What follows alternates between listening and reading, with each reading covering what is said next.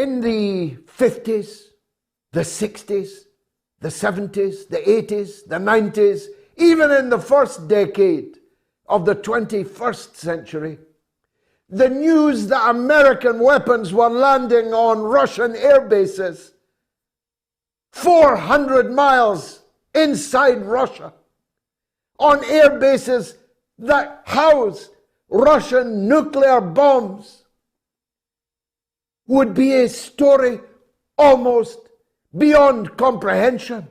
There would be nothing else on the news except that. But that happened yesterday, and most people don't even know that it happened.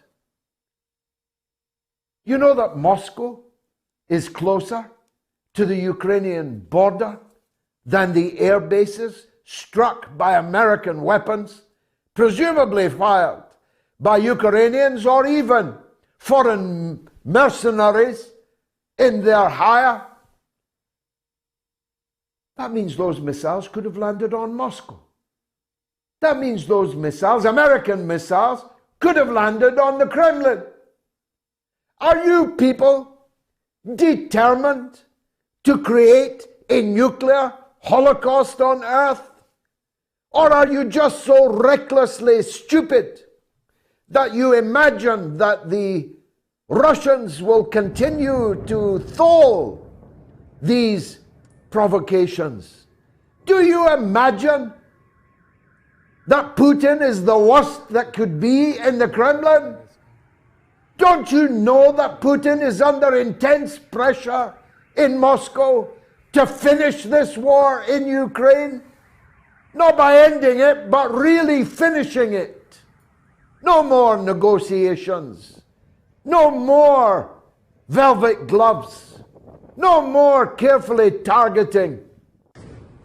The pressure on Putin to respond to this most gigantic of provocations of American missiles landing in Russian air bases 400 miles deep into their national territory is clearly being underestimated by you, or you want a nuclear war. And if you want a nuclear war, the German people, the French people, the British people, and yes, the American people have got to ask themselves, are your leaders acting in your interests, or are they acting in the interests of others?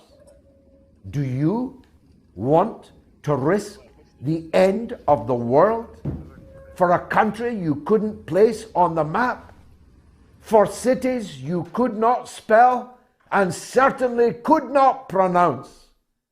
Because if the answer to that is no, then you better get hold of your leaders pretty damn quickly, because your leaders are leading you directly into that good night. I told you, it's going to be a bumpy night, so fasten your seatbelts. This is the mother of all talk shows.